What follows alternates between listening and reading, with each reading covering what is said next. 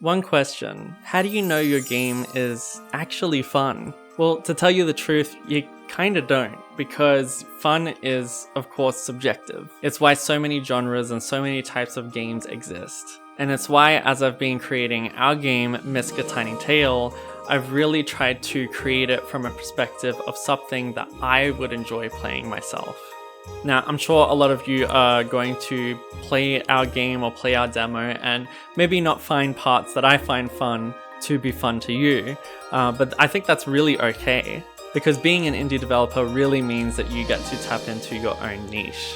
For the last 4 years, I've been working on our game, Misc: A Tiny Tale, a 3D platformer where you get to play as a tiny robot made of miscellaneous items. At its core, it's all about helping people around you and celebrating difference. And so today, I really wanted to talk a bit about how I found the fun in our game. Now, you've probably heard of a term called gameplay loop. This is something that refers to the design idea of really being able to play through a game and understand its core loop. So for Mario, its core gameplay loop might be getting through a level, collecting coins, jumping on enemies, and making your way to the flagpole. You do this over and over and over until you reach the end of the game.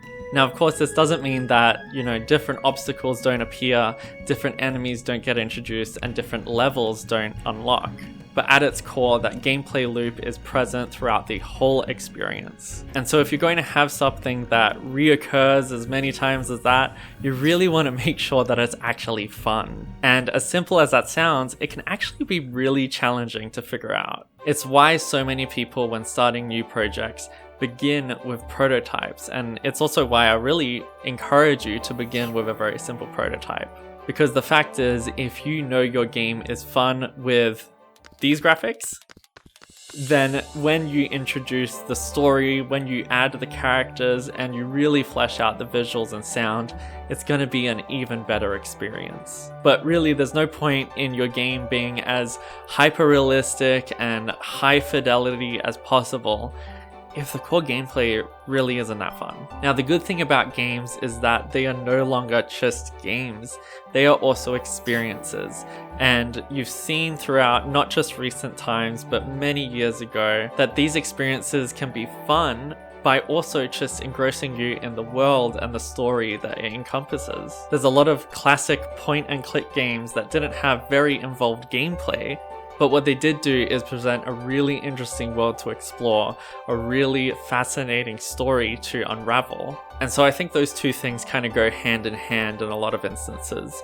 I've seen a lot of games that I personally grew up with, playing a lot of Nintendo games. They are king at really focusing on gameplay experiences. It's why Mario doesn't need the most intricate, crazy story to be interesting and fun.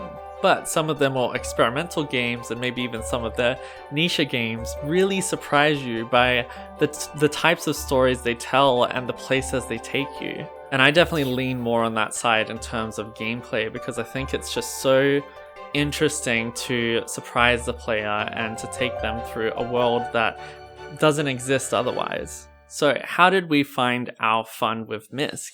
A lot of it was, of course, trial and error. At the very start of the project, we had a pretty good base where it was just a typical 3D platformer. But some of the things that were really catching on and catching my eye along the development were the unique ways that you could move and explore by being this tiny robot. A simple thing as a jump wasn't just a jump, because the reason you jump the way you do is due to the little springs that come out of your feet.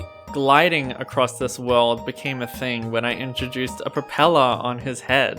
And it really begins to branch out when you start introducing things that you can interact with. The first collectible we worked on, of course, was the main collectible of the game, the golden cogs. You have to collect at least 8 of 10 of these in each level of the game. And so for me, as soon as I put them in and started working on them, I always thought, where did these cogs come from? There has to be a reason we're collecting them. There has to be a reason they're here. And so a lot of the fun for me was figuring that mystery out. And that kind of grew over time to really be the core mystery of the game. At the start of the game, in the distance, our characters see a mysterious explosion.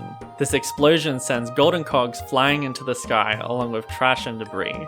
And while it's also an excuse for one of our characters, Bag Boy, to go on an adventure, it's also a reoccurring mystery that you kind of have to solve. It instantly gives you purpose on what to do. You know you have to collect these cogs to repair the gates, you have to collect this trash to recycle it, and you have to do everything you can to kind of help the different villages that you visit.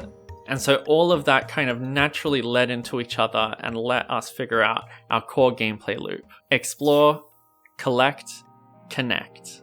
Exploring the world is of course one of the main ways you will be playing throughout the game. We wanted every environment you explore to be really interesting and something that you actually look forward to.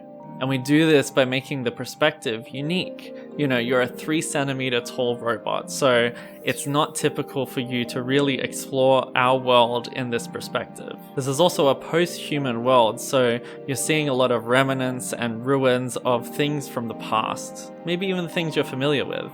And so through this, exploring feels fun. Collecting is such an important part of our game. It is the way you progress the gameplay. So, of course, you want to collect the golden cogs scattered throughout the land. You want to collect coins to buy things at the shop. You want to collect trash to recycle it for more coins. And you want to do all of this to ultimately help the characters around you. And you do that by connecting. One of the most important things in our game is helping each other, and you do this by talking to characters, connecting to their stories, and really figuring out the best way you can to help them. Each character has their own unique issue, has their own unique experience, and it's really fascinating to not only discover the different characters that you see in terms of visuals, you know, they look quite different, they're made from everyday objects, so it's really fun to be able to see what you're going to experience, but also unraveling their story and seeing how maybe you're even kind of connected to their story and you felt things that they're currently experiencing. So through those 3 pillars, we're really able to find our fun in our game. And I've made sure that throughout the whole experience, those 3 pillars are really the thing that drive the player forward. And I think through that, you can really find many different ways of exploring and experiencing the fun in your game.